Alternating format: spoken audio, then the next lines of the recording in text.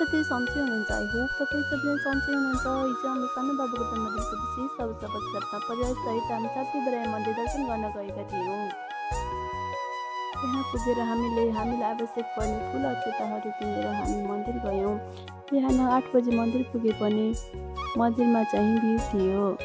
हामी करिब 1 घन्टा जतिको लाइनमा बसेर हामीले मन्दिर दर्शन गऱ्यौँ। हाम्रो बाबुहरू चाहिँ पानीमा भिजिसकेको थियो कि माछा पोखरीमा बसेर, अनि यहाँ चाहिँ जुत्ता चप्पल राख्ने व्यवस्था चाहिँ एकदम राम्रो रहेछ।